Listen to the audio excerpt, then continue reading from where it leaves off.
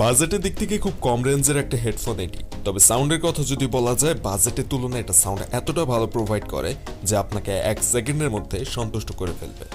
তবে খুব দামি হেডফোনের সাথে কখনোই তুলনা করা যাবে না এই হেডফোনের সাউন্ড কোয়ালিটি। হেডফোনটি দেখতে এতটাই প্রিমিয়াম কোয়ালিটি, এটা যে একেবারে লো বাজেটের একটা হেডফোন সেটা দেখে বোঝার কোনো উপায় নেই। কত টাকা দাম পড়ছে, কি কি সুবিধা অসুবিধা রয়েছে এখানে, এবং হেডফোনটি সম্পর্কে যাবতীয় সবকিছুই পাবেন আজকের এই ভিডিওতে।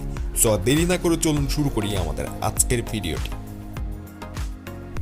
হেডফোনটির বাইরের বক্সটি ছিল ঠিক এরকম, এবং বক্সের উপর একটা প্লাস্টিক ব্যবহার করা হয়েছে, যার কারণে ভিতরে হেডফোনটি খুব ভালোভাবে বাইরে থেকে দেখা যাচ্ছিল। হেডফোনের দাম এতটাই কম, আমার কাছে মনে হয়েছে এই দামে একটা বক্স তৈরিও সম্ভব না, কিন্তু তারপরেও হেডফোনের সাথে একটা বক্সও দেওয়া হয়েছে এবং বক্সের ভিতরে প্লাস্টিকও ছিল।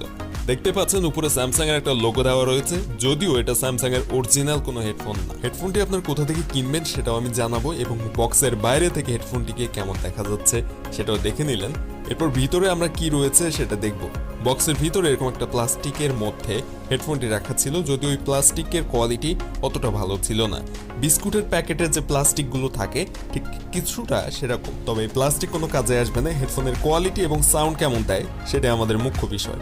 সো এখানে হেডফোনের যে ওয়্যার ব্যবহার করা হয়েছে সেটা কিন্তু যথেষ্ট সফট পেয়েছি, এবং এখানে যে মাইক দুটি রয়েছে দেখতেই পাচ্ছেন, মাইক দুইটি কিন্তু যথেষ্ট প্রিমিয়াম। কিছু কিছু হেডফোন এরকম কম বাজেটের হেডফোনগুলোর মাইক কিন্তু ভিতরে নড়াচড়া করে, সেটা বাইরে থেকে বোঝা যায়, কিন্তু এটাতে সেরকম কোনো কিছু আমি পাইনি। এছাড়াও এটার এখানে যে মাইক্রোফোন ব্যবহার করা হয়েছে এবং ঠিক তার সাথে যে সুইচটি ব্যবহার করা হয়েছে, সুইচটি কিন্তু যথেষ্ট ভালোভাবে এখানে সেট করা রয়েছে, কোনোভাবে নড়াচড়া করছিল না।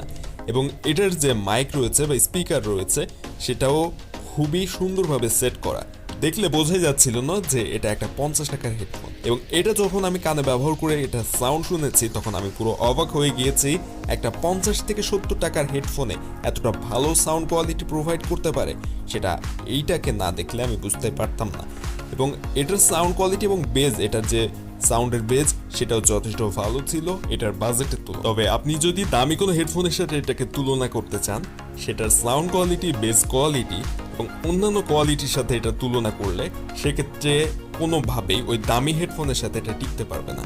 তবে আপনি যদি এটার বাজেটের কথা চিন্তা করেন, ধরুন 50 থেকে 70 টাকা এই বাজেটটা যদি ধরেন, তাহলে সেই হিসাবে এটার সাউন্ড কোয়ালিটি খুবই ভালো। অর্থাৎ এই দামের তুলনায় এটা সাউন্ড কোয়ালিটি যেটা প্রোভাইড করছে সেটা অনেক ক্ষেত্রে 500 টাকার একটা হেডফোনের সমান সাউন্ড কোয়ালিটি এখান থেকে পাওয়া যাচ্ছে।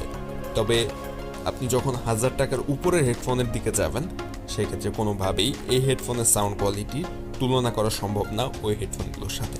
এখন আসা যাক এটা আসলে কত টাকা দাম পড়বে। আপনি দোকান ভেদে এগুলো পেতে পারেন 50 থেকে 60 টাকার মধ্যে। আমি ডেসক্রিপশনে কয়েকটি লিঙ্ক দিয়ে দিব, আপনারা সেখান থেকে বাংলাদেশের অনলাইন মার্কেট দারাজ থেকে অর্ডার করে নিতে পারবেন এগুলো।